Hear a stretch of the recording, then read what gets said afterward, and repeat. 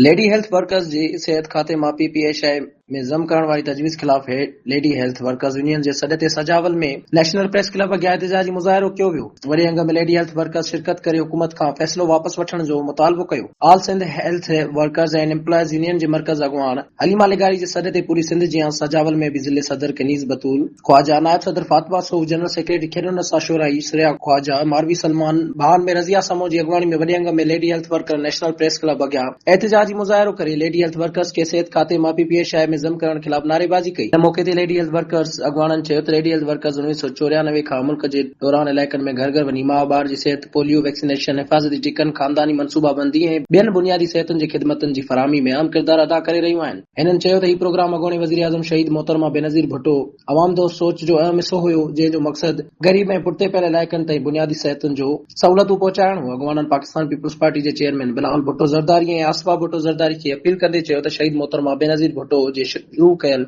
हिन अहम फलाई मनसूबे खे बरक़रार रखियो वञे ऐं लेडी हेल्थ वर्कर्स खे पीपीएशआई में ज़िम करण वारो फ़ैसिलो फौरी तौर वापसि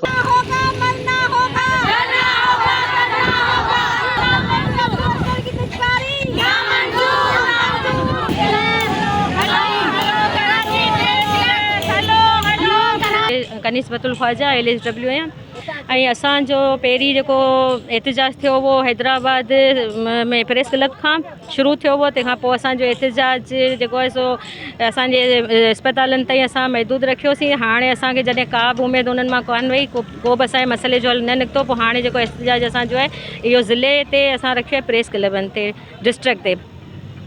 हाणे असांजो मुतालिबो इहो आहे जेको असांखे ज़िम कयो पियो वञे PPHI में, जेको असांखे नामंज़ूर आहे। छो त असांजो जेको खातो आहे, असीं त सरकारी माना मुलाज़िम आहियूं, असांजो सिहत खाते सां असांजो आहे उन्हनि सां, ऐं असांजो कमु बि असीं हर टाइम ते जेको ईमानदारी सां करियूं पियूं। असांजो कमु आहे त असीं ॿारनि जी जेको सिहत बाबति ऐं माउ ऐं ॿार जो हफ़्तो ईमानदारी सां मिलायूं, ॿारनि जी वैक्सीन असीं करायूं। असांखां सवाइ LSW खां सवाइ त कमु हुननि जो थी बि कोन थो सघे। इहो हुकूमत खे बि ख़बर आहे, छो त वैक्सीन शइ अहिड़ी हूंदी आहे जेके माण्हू घर मंझां ॿारनि खे खणी अची हासेकार सेंटरनि ते टुका घटि हणाईंदा आहिनि, कोन हणाईंदा आहिनि। असीं जेके LSW आहियूं, असीं फैलिजी वेंदा आहियूं, घर घर में वञूं था, असांखे घर घर जी ख़बर आहे त हिन घर में अॼु हीउ ॿार ॼाओ आहे। असां छो त असांजो इहो कमु आहे, असांजा रोज़ 8 घर असीं विज़िट कंदियूं आहियूं। इहो आहे मुतालबो असांजो त असांखे PPHI में ज़िम न कयो वञे। वाक़ई नदी जी ॻाल्हि सही आहे, असांखे मिले ई छा थो? वेचारियूं जेकियूं लेडी हेल्थ वर्कर आहिनि, छा थो उन्हनि खे मिले?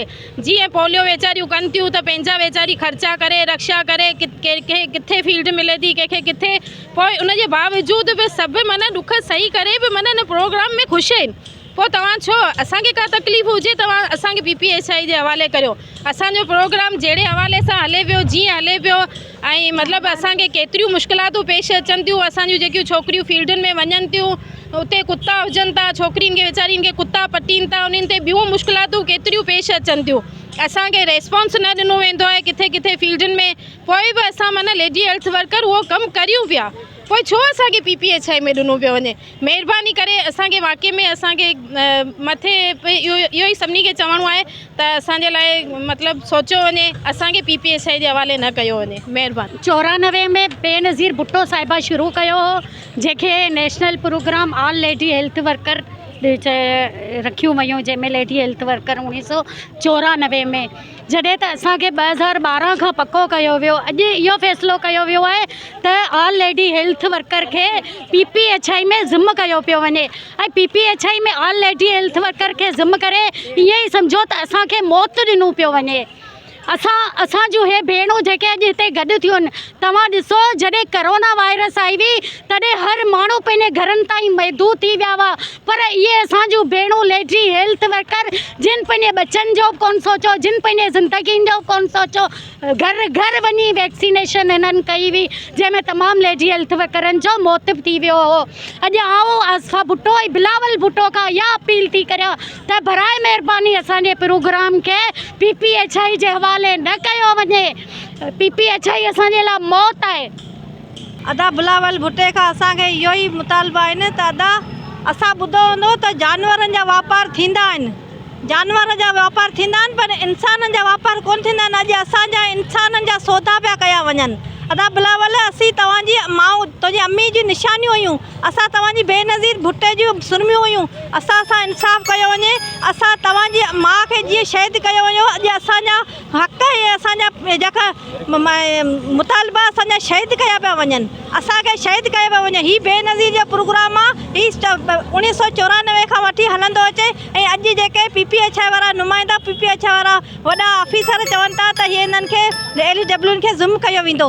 असां गवर्नमेंट जा मुलाज़िम आहियूं, असां PPHI जा मुलाज़िम कोन आहियूं जो हर जेको इंजोज़ वारो असांखे थो पंहिंजो इख़्तियार करे असां ते थो हर LEW खे माना प्रोग्राम कराए थो, त असां हाणे कोन कंदासीं, असां मरंदासीं या मारींदासीं पर असां पंहिंजो हक़ कंहिंखे कोन ॾींदासीं।